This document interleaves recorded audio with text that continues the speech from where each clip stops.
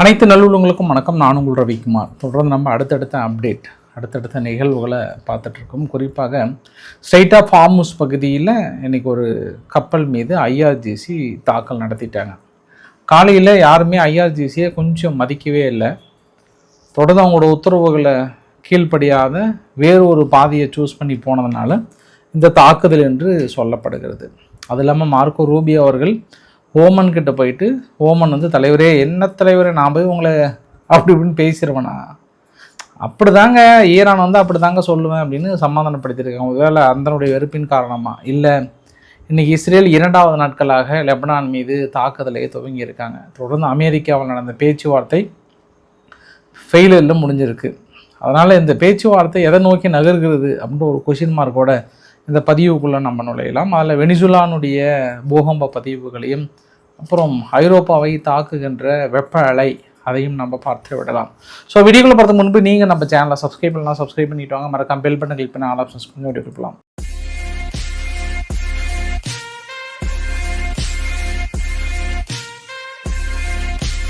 இன்றைக்கி சமூக ஊடகங்களில் பிக்சர் ஆஃப் த டே அப்படின்னு சொல்லிட்டு இது பயங்கரமாக போயிட்டு இருந்தது. இந்த பேச்சுவார்த்தை ரொம்ப கச்சிதமாக போயிட்டு இருக்கும்போது இஸ்ரேல் உள்ள வந்து கெடுக்கிறாங்க அப்படின்ற மாதிரி போட்டிருந்தாங்க. ஏன்னா நேற்று லெபனான் மீது நடத்தப்பட்ட தாக்குதலும் இன்று பேச்சுவார்த்தைக்கான ஃபெயிலர். இதெல்லாம் பார்க்க போகிறதுக்கு முன்பு வெனிசுலாவில் நடந்த பூகம்பம் ஃபஸ்ட்டு பதிவு பாருங்கள். எந்த இடத்துல மேட்சராக நடந்திருக்கு அப்படின்றத பாருங்கள். கார்கஸ், அங்கே வெனிசுலாவோட தலைநகர் கொஞ்சம் பக்கத்துலேயும் அது சுற்றியும் அந்த ஏரியா ஃபுல்லாக வந்து கவர் பண்ணியிருக்காங்க. 175 வருஷத்துக்கு அப்புறம் நடந்த மிகப்பெரிய ஒரு டேமேஜ் அப்படின்னு சொல்கிறாங்க. கரெக்டாக ஒரு 20 நிமிஷத்துக்கு மேலே 7.1 அப்புறம் 7.5 ரெக்டர் அளவுகோல்ல.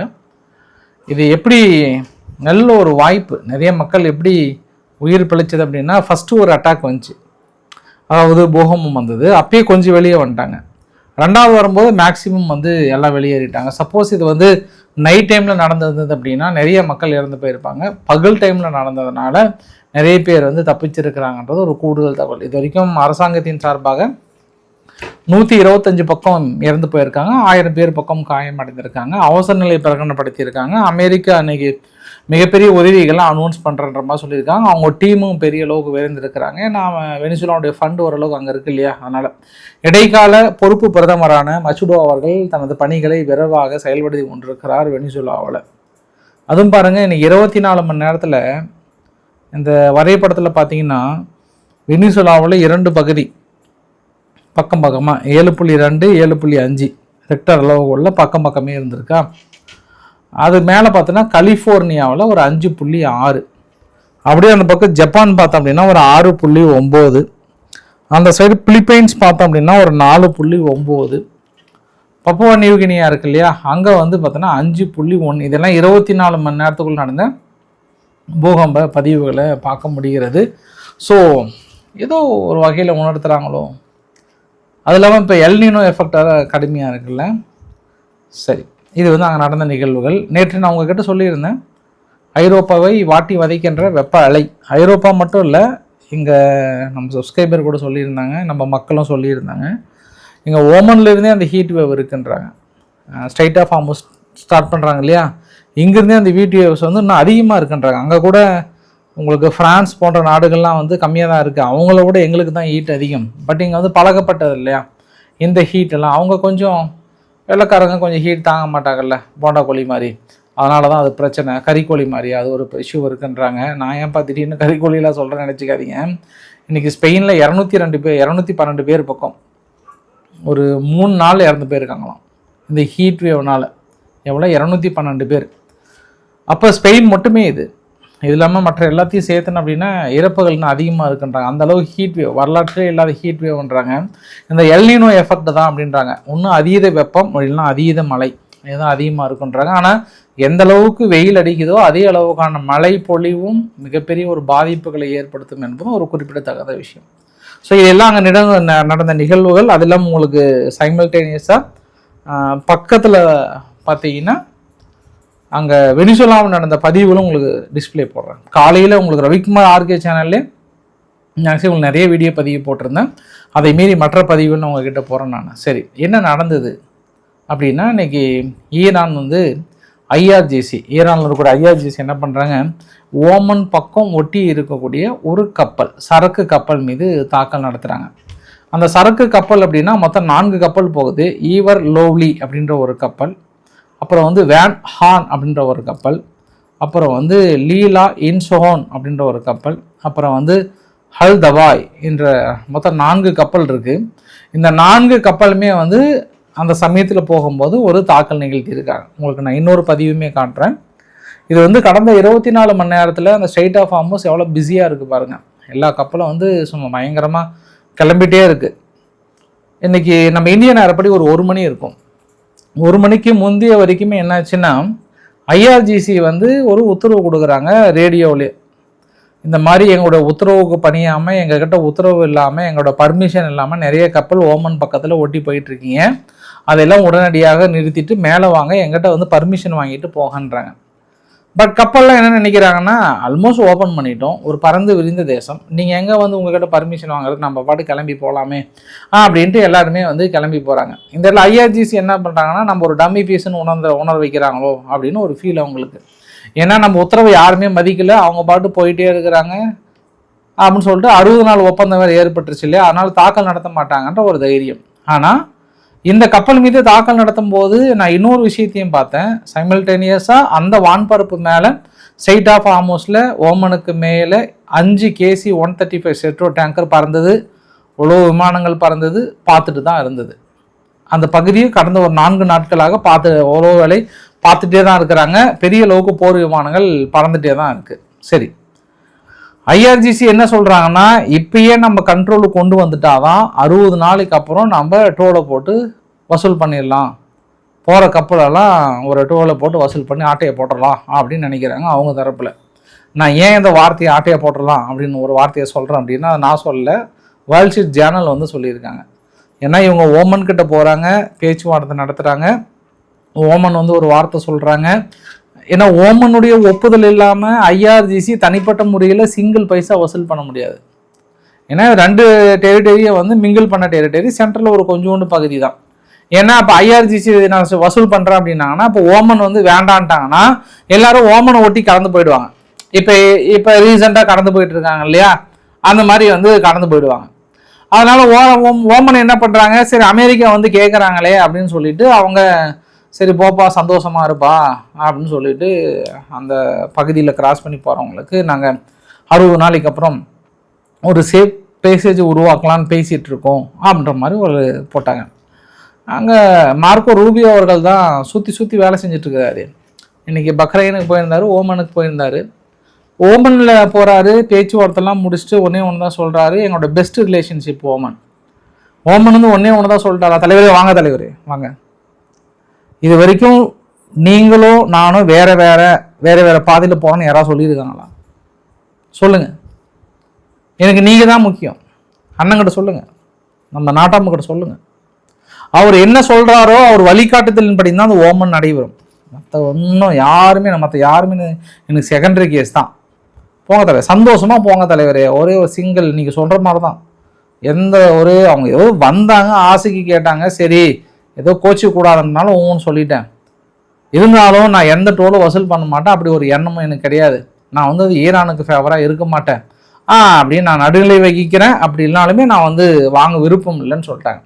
இதை வந்து மார்க்கோ ரூபியோ அவர்கள் அனௌன்ஸ் பண்ணுறாங்க. இன்னொரு சமயத்தில் இன்னைக்கு நேட்டோடைய தலைவர் மார்க் ரூட்டி அவர்கள் அங்கே வெள்ளை மாளிகையில் போய் சந்திக்கிறாரு. அப்படி சந்திக்கும் போது 2 பேரோட சந்திப்பில் அப்போ ஒரு வார்த்தை கேட்குறாங்க, நீங்கள் பேச்சுவார்த்தை அங்கே ஸ்ட்ரெய்ட் ஆஃப் ஹார்மஸ் பகுதியில் டோல் ஃபீஸ் வசூல் பண்ணுறதா ஈரான் சொல்கிறாங்களே தலைவரே, என்ன சமாச்சாரம் என்ன ஏதுன்னு கேட்கும்போது தான் என்னால் ஏற்றுக்கவே முடியாது, டோட்டலி அன்அக்செப்டபுள். அப்படி இல்லைன்னா ஒரு கேம் சேஞ்சிங் மூமெண்ட் நடக்கும். தொடர்ந்து கப்பல்களுக்கு இடையூறு ஏதாவது செஞ்சாங்க அப்படின்னாவே அது வந்து மறுபடியும் நாங்கள் வேறு மாதிரி ஒரு பாதைக்கு கொண்டு வந்துடுவோம். ஒப்புதல் போட்டாச்சு, கப்பல் வெளியேறிட்டுருக்கு, எண்ணெய் விலை குறைஞ்சிட்ருக்கு, ஏற்கனவே மனுஷன் வேறு பொங்கிட்டு இருக்கிறாரு.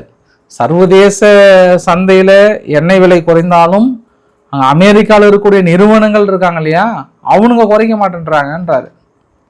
அப்போ நான் வந்து வழக்கு தொடுக்கிறேன்றாரு. என்ன குறைஞ்சிருச்சா இல்லையா, சர்வதேச சந்தை பண்ணி நீங்கள் நிர்ணயிக்கணுமா கூடாதா? ஏற்றும் போது அனுபவிச்சிங்கல்ல, இறக்கும் போதே விலையை குறைக்க வேண்டித்தானே. 109 ரூபா இருந்தது டாலரு, அன்னைக்கெல்லாம் லாபம் சம்பாதிச்சிங்கல்ல, இன்னைக்கு நீங்கள் குறைச்சிட்டு போக வேண்டியதுன்னு எங்கள் மக்கள் கஷ்டப்படுறாங்க அப்படின்னு ட்ரம்ப் கேட்குறாரு.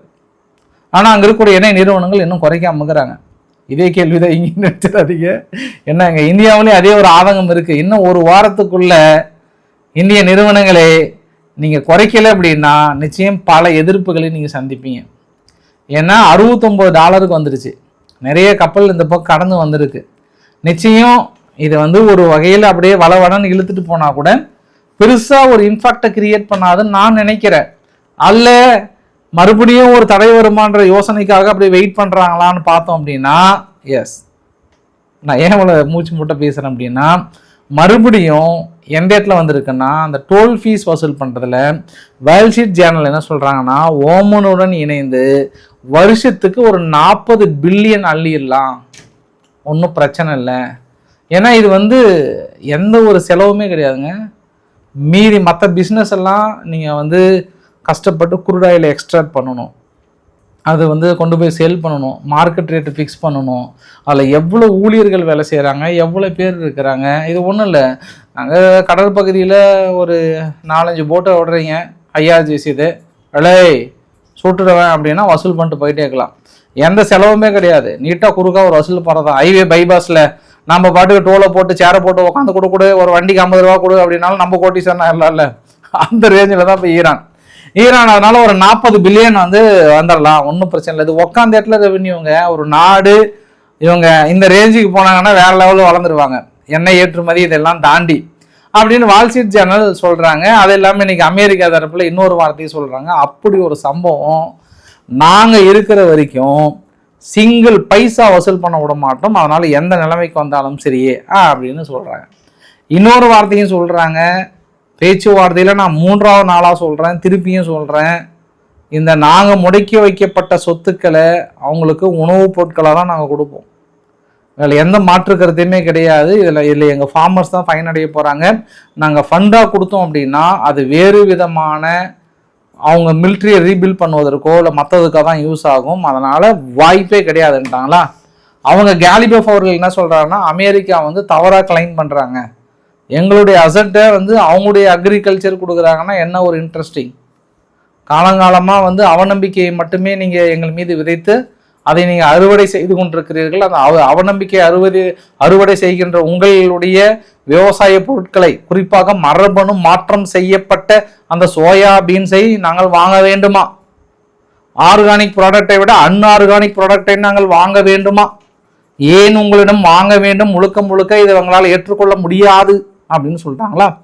இப்போ மறுபடியும் அவர் ஓடி வர்றார், யார்? அமெரிக்காவோட ட்ரெஸரி ஓடி இங்கே பாருங்க, நாங்கள் ரிலீஸ் பண்ணது எல்லாமே சும்மா 60 நாள் டெம்பரரி தான், அதுக்கு மேலாம் நாங்கள் கன்ஃபார்ம்லாம் கிடையாது, அதுக்கு மேலாம் நாங்கள் தயாராக தான் இருக்கோம். இப்போல்லாம் சும்மா அதெல்லாம் டாலரில் சேல் பண்ணுறதுக்காக தான் பண்ணிகிட்டு இருக்கிறோம், இதனால் அவங்களுக்கு கெயின் அடையாது, அதுவுமே நாங்கள் சேர்க்க வச்சுருக்கோன்றாங்க. பட் அமெரிக்கா என்ன நினைக்கிறாங்கன்னா, இன்றைக்கி கூட பாருங்கள், ஈராக் ஓப்பக்லேருந்து வெளியே வராங்க, அனௌன்ஸ் பண்ணிட்டாங்க, ஜூலை 1 வெளியே வராங்க. ஏற்கனவே UAE வெளியே வந்துட்டாங்க, இப்போ 2 நாடுகள் வெளியே வராங்க. அப்படி என்னப்பா ஓப்பக் ப்ளஸ் நாடுகளோட கூட்டமைப்போட கொள்கைகள் அப்படின்னா, அவங்க ஒன்று சேர்ந்து ஒரு லிமிட் ஆஃப் ஆயில் மட்டும் தான் ப்ரொடக்ஷன் பண்ணணும், அதுக்கு மேலே பண்ணக்கூடாது. பட் இவங்க ஓப்பக் ப்ளஸ்லேருந்து வெளியே வந்துட்டோம்னா நீங்கள் எவ்வளோ நாளும் ப்ரொடக்ஷன் யூனிட்டை ஸ்டார்ட் பண்ணிக்கலாம். அப்படி நீங்கள் சந்தையில் அடித்து விட்டீங்க அப்படின்னா போட்டியில் நிறைய விலை குறையும். அதனால் 2 நாடுகள் வெளியே வர்றதுனால நிச்சயம் இதையெல்லாம் தாண்டி பெரிய அளவுக்கான விலைகள் குறைவதற்கான வாய்ப்புகள் இருக்குது. ஸோ இவ்வளோ பிரச்சனைக்கு மத்தியில் தான் அந்த ஸ்ட்ரெயிட் ஆஃப் ஹார்முஸ் பகுதியை தனது கட்டுப்பாட்டுக்குள்ளே மறுபடியும் வரணும், யாரும் என் பேச்சை மதிக்கணுன்றதுனால அந்த ஒரு கப்பல் மீது தாக்கல் நடத்தியிருக்காங்க. நாளைக்கு என்ன வித ரியாக்ஷன் கொடுக்க போகிறாங்க அப்படின்றத நம்ம பொறுத்து இருந்து பார்க்க வேண்டிய ஒரு நிகழ்வு. கம்ப்ளீட்டாக எந்த ஒரு வெரிஃபிகேஷனும் இல்லாமல் தான் போகணும்னு அமெரிக்கா சொல்லியிருக்காங்க, அவங்க தாக்கல் நிகழ்த்தி இருக்காங்க. காரணம் IRGC தனது கட்டுப்பாட்டுக்குள்ளே வரணும்னு நினைக்கிறாங்க. சரி, இப்போ அதே சூழ்நிலை இங்கே இஸ்ரேல் என்ன நினைக்கிறாங்கன்னா, சதன் லெபனான் பகுதியிலிருந்து நான் நிச்சயம் வெளியேற மாட்டோம் என்று இன்னைக்கு இஸ்ரேல் சார்பாக பிரதமர் பெஞ்சமின் நெதன்யாகு அவர்கள் என்ன சொல்லிட்டாருன்னா, எங்களுடைய செக்யூரிட்டி ஜோனுக்காக நாங்கள் வித்ட்ரா பண்ணுவதற்கான எண்ணம் ஒரு துளி அளவு கூட கிடையாது. யார் எனக்கு ப்ரெஷர் கொடுத்தாலும் தெரியும், நான் வெளியே வர மாட்டோம். ஒரே ஒரு வார்த்தை, ஹெஸ்புல்லா ஆயுதங்களை போட்டு சரண்டர் ஆகணும், அதை நாங்கள் வெரிஃபை பண்ணணும், முடிஞ்சதுன்னா நாங்கள் வந்துட்டே இருக்கிறோம். அவ்வளோதான். இன்றைக்கி அவங்க ஒப்பந்தம் போட்டதே அதுதான். அமெரிக்காவை பேச்சுவார்த்தை நடத்தணும் அதுதான். லெபனானுக்குள்ளே உங்கள் இராணுவம் தனிப்பட்ட முறையில் எங்களோட உதவி இல்லாமல் ரெய்ட் பண்ணுங்கள். பெய்ரூட்லேருந்து எல்லாத்துலேயும் ரெய்ட் பண்ணி அவங்களோட ஆயுதங்களை டிஸ்மேண்டில் பண்ணிவிட்டு எங்கள்கிட்ட வந்து சொல்லுங்கள். நாங்கள் செக் பண்ணதுக்கப்புறம் நாங்கள் பாட்டு வெளியேறிட்டு வந்துட்டே இருக்கிறோம். நாங்கள் இருக்க வேண்டிய அவசியம் இல்லை, முடிவெடுங்கள் அப்படின்னு யார் சொல்கிறது? இஸ்ரேல் சொல்கிறாங்க. ஆனால் ஹெஸ்புல்லா சொல்கிறாங்க அதை நீங்கள் கேட்கக்கூடாது அப்படின்னு சொல்கிறாங்க. மார்க்கோ ரூபியோ அவர்கள் இன்றைக்கி ஒரு ஸ்டேட்மெண்ட்டு கொடுத்துருக்கிறார். அவர் என்ன ஸ்டேட்மெண்ட்டுனா இன்றைக்கி ஓமனில் இருந்து தான் கொடுத்துருக்கிறார். ஹெஸ்புல்லா அவங்க வந்து ஒரு டெரரிஸ்ட் ஆக்குபேஷன், ஒரு தீவிரவாத அமைப்பு. இந்த தீவிரவாத அமைப்புக்கு ஈரான் தொடர்ந்து ஆதரவளித்து அவர்களுக்காக பரிந்துரை பேசி அவங்க சொன்னாதான் நிறுத்தும்ன்றதில் அமெரிக்கா ஏற்றுக்கொள்ளாது. அந்த விஷயம் வேறு அவங்களுக்கு சம்மந்தமே கிடையாது. இதை நீங்கள் பேச்சுவார்த்தையில் இன்க்ளூட் பண்ணீங்களா ஐ டோன்ட் கேர். ஆனால் இந்த விஷயத்தை நான் ஏற்றுக்க மாட்டேன். ஜேடி வான்ஸரோட அணுகுமுறையும் மார்க்கோ ரூபியோரோட அணுகுமுறையும் வேறு. மார்க்கோ ரூபியோ வந்து கொஞ்சம் பாசமாக இருக்கிறார் இஸ்ரேல் மக்கள் மீது. ஆனால் ஜேடி வான்ஸ் அப்படி கிடையாது. எடுத்தமா கவுத்தமா முடிச்சுமா அப்படின்னு இருப்பார். ஆனால் இவர் அப்படி கிடையாது. எனக்கு ஹெஸ்புல்லா, ஹமாஸ், ஹவுதி இந்த மூன்று அமைப்புகளுக்கும் ஒரு சிங்கிள் பைசா கூட போக விட மாட்டோம். அதற்கான வெரிஃபிகேஷனில் ஃபைனலாக இல்லைன்னு உறுதி செஞ்சால் மட்டும்தான் நாங்கள் அடுத்த நடவடிக்கை. என்னுடைய இந்த ஒரு பயணம் அதை வலியுறுத்தி தான் நடந்து கொண்டிருக்கிறதுன்னு சொல்லிட்டு அரபு நாடுகளை முடிக்க நடத்திட்டு இருக்காங்க. அப்போ எனக்கு என்ன கேள்வினா, நீங்கள் என்ன பேச்சுவார்த்தை நடத்தினீங்களோ அதை தவிர மீது எல்லா வேலையும் பார்க்குறீங்க. அமெரிக்காவும் சரி, அங்கே ஈரானும் சரி. பேச்சுவார்த்தை அறிவித்தபடி இன்னுமே இவங்க குழுவை ஸ்டார்ட் பண்ணவே கிடையாது. இவங்களுக்குள்ளேயே அந்த பிரச்சனை வெடிச்சுட்டே இருக்கு. நீ அந்த ரூல்ஸை சொன்னேன், இந்த ரூல்ஸை சொன்னேன்னு சைடில் நான் குறுக்கா அந்த கௌசிக்கு வந்தான்ற மாதிரி இன்னைக்கு ஹவுதிகள் என்ன பண்ணிட்டாங்க, எமினி ஹவுதிகள் செங்கடல் பகுதியில் நாங்கள் தாக்கல் நடத்த வேண்டிய நேரம் வந்துருச்சு. நாங்கள் சொல்லியுமே இங்கே சோமாலியா லேண்டில் தனது எல்லைகளை விரிவு செய்கிறாங்க, தனது கேம்பை வந்து எஸ்டாப்ளிஷ் பண்ணுறாங்க, தனது இராணுவ ஆண்டனாவெல்லாம் நிறுவுறாங்க, உளவு வேலையை பார்க்குறாங்க இஸ்ரேல். அதனால் நிச்சயம் நாங்கள் தாக்கல் நடத்துவோன்றாங்க. சரி ரைட்டு, அப்படி தாக்கல் நடத்தி தான் பாருங்கள் என்ன தான் நடக்குதுன்னு பார்க்கலாம் நம்ம. ஏன்னா ஹவுதிகள் வேறு ரொம்ப ஆசைப்பட்றாங்க, நான் வந்து இஸ்ரேல் அடிச்சே ஆவேன், சோமாலியாலேருந்து வெளியேறலாம் நான் இன்னும் நடவடிக்கை எடுப்பேன்றாங்க. சரி, இஸ்ரேல் என்ன பண்ணுறாங்கன்னா கொஞ்சம் கை அரிச்சு போய் தான் இருக்கும் அவங்களுக்கும். ஏன்னா இப்போ லெபனானும் முடிஞ்சு போச்சு இல்லை, கொஞ்சம் ஈரானும் கொஞ்சம் ஓய்வு எடுத்துகிட்டு இருக்கு. இந்த நேரத்தில் ஹவுதிகள் வேறு அவங்களாம் வாலண்டியராக வராங்க. சரி, என்னதான் நடக்குது, யார் ஜெயிக்கிறாங்க அப்படின்றத பார்க்கலாம். நம்ம கடுமையான எச்சரிக்கை கொடுத்துருக்காங்க. சோமாலியா லேண்டை நீங்கள் எஸ்டாப்ளிஷ் பண்ணீங்க அப்படின்னா கண்டிப்பாக நாங்கள் அடிப்போன்றாங்க. எத்தனை நாள் அங்கே தள்ளி இருந்தது, அதனால் ரீச் பண்ண முடியல. இப்போ பக்கமாக வந்து நீங்களாக சிக்குனீங்கன்னா சின்ன பின்னமாயிடுவீங்க. எங்களை பற்றி அமெரிக்கா கிட்ட கேட்டு பாருங்கள், நொறுக்கிடுவோம் அப்படின்னு இஸ்ரேலில் மிரட்டுறாங்க எமினி ஹவுதிகள். இந்த பக்கம் இஸ்ரேல் என்ன பண்ண போகிறாங்கன்றதை பார்க்கலாம் நம்ம. ஸோ இன்றைக்கு ஓரளவுக்கான தகவலை கவர் பண்ண நினைக்கிறேன். பிடிச்சிருந்தா லைக் பண்ணுங்கள், ஃப்ரெண்ட்ஸுக்கு ஷேர் பண்ணுங்கள், சப்ஸ்கிரைப் பண்ணுங்கள். ரவிக்குமார் சோமச்சல், நன்றி, வணக்கம்.